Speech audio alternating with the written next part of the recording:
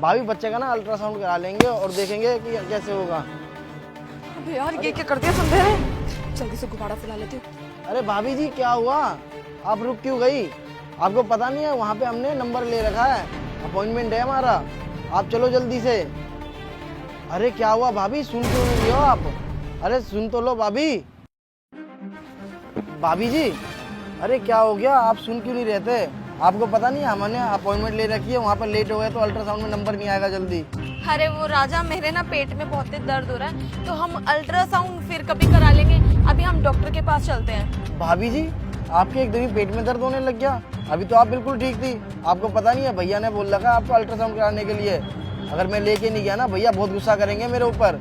आप एक काम करो, दवाई बाद में ले लेंगे और वहाँ पे पहले अल्ट्रासाउंड करवा लेते हैं, चलो। अरे वो ना मुझे कुछ नहीं पता, बस मेरी ना तबीयत खराब होने वाली है, मेरे पेट में बहुत तेज दर्द हो रहा है, बस तुम मुझे डॉक्टर के पास लेके चलो। अच्छा भाभी आपके ज़्यादा पेट में दर्द हो रहा है तो एक काम करते हैं ना भाभी, पहले हम दवाई ले लेते हैं और फिर उसके बाद अल्ट्रासाउंड कराने चलेंगे, ठीक है?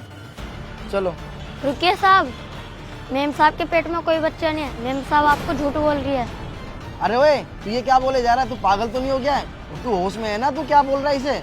हाँ साहब मेम साहब के पेट में कोई बच्चा नहीं है, वो आपसे झूठ बोल रही है।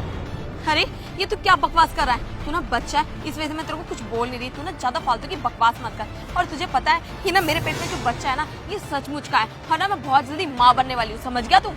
मैम साहब आप साहब को झूठ क्यों बोल रहे हो कि आपके पेट में बच्चा है? आप साफ साफ बतला दो कि आपके पेट में कोई बच्चा ही नहीं है। तेरे को मैंने बोला ना कि तू फालतू की बकवास मत कर। तू ना ज्यादा फालतू मत बोल मेरे से, समझ गया तू? और देवर जी ये ना छोटा बच्चा है, ये ना कुछ भी अनाप शनाप बोलने जा रहा है। इसको क्या पता कि ये बच्चा कैसे आया और क्या होता है ये सब चीजें। ये तो फालतू की बातें कर रहा है। चलो ना हम चलते हैं। रुकिए मैम साहब, आप इतना झूठ क्यों बोल रही हो? भला इतना झूठ कौन बोल सकता है? मुझे लगता है आपकी सच्चाई साहब के सामने लानी पड़ेगी। ये देखिए।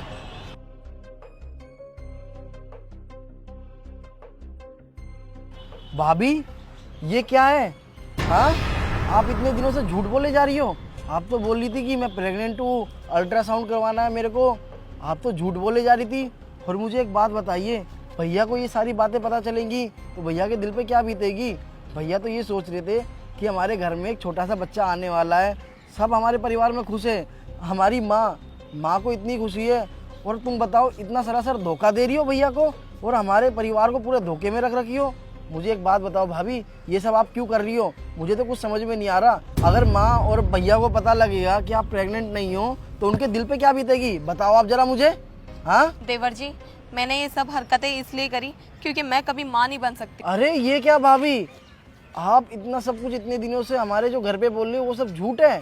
और आप जो घर पे अल्ट्रासाउंड दिखाती थी और डॉक्टरों से बात करवाती थी कि आप प्रेग्नेंट हो और हमारे घर पे एक छोटा सा नन्हा सा मेहमान आने वाला है, ये सब क्या था?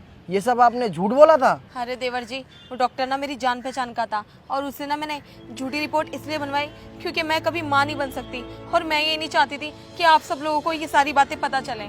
भाभी आपको शर्म नहीं आई इतना बड़ा झूठ घर पे बोलते हुए? आपको पता भी है माँ कितनी खुश है, भैया कितने खुश हैं।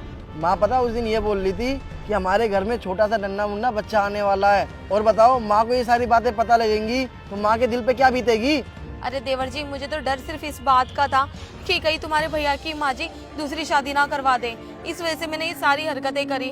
और मैं नहीं चाहती थी कि तुम्हारे घर वालों को मैं निराश करूं बिल्कुल भी, और ये सब मुझे इसलिए करना पड़ा। मैं नहीं चाहती थी कि उनकी खुशियां बर्बाद हो मेरी वजह से। हाँ मैं मानती हूँ कि मेरे से गलती हुई है, पर मेरा कोई गलत इरादा नहीं था ये सब करने का। भाभी जी आप हमारे को एक बार तो बता सकती थी घर में कि आपको ये प्रॉब्लम है। अरे यार टेक्नोलॉजी हमारी इंडिया में इतनी आगे बढ़ चुकी है, उसके बावजूद भी आप बताओ ये सब हरकतें कर रही थी, ये सारी बातें छुपका रही थी आप हमारे घर से। हाँ और आप मुझे ये बताओ भाभी जी, अगर आप घर में बताती ना तो कोई ना कोई सोल्यूशन तो निकाल सकते थे हम घर वाले, पर आप इतनी छोटी हरकत कर रही हो, इतनी नीच हरकत कर रही हो ये सब हरकत करके। देवर जी जाने अनजाने में मुझसे बहुत बड़ी गलती हो गई, प्लीज मुझे माफ कर देना। और मैं नहीं चाहती कि आप ये सारी बातें घर वालों को बताओ, वरना घर वालों का दिल टूट जाएगा और वो मेरे बारे में क्या सोचेंगे। चलो भाभी जी ठीक है, आप इतना कह रही हो और आपको अपनी गलती का पश्चाताप है तो चलो हम ऐसा करेंगे, जैसा आप ये कर रही हो ना ऐसी कंटिन्यू आप इस चीज़ को करते रहो, और जैसी डिलीवरी की डेट आएगी उस समय हम हॉस्पिटल में जाके कोई सा बच्चा गोद ले लेंगे। इससे उस बच्चे को माँ बाप का प्यार भी मिल जाएगा और परिवार भी मिल जाएगा। और तुम्हारे को एक बच्चा भी मिल जाएगा। ठीक है देवर जी, जैसा आप बोलोगे हम वैसा कर लेंगे। चलो ठीक है भाभी, आप जहाँ से अल्ट्रासाउंड निकलवाती हो ना वहीं चलना, जो आपके डॉक्टर हैं। बेटा तू ये फ़ोन ले। ठीक है साहब।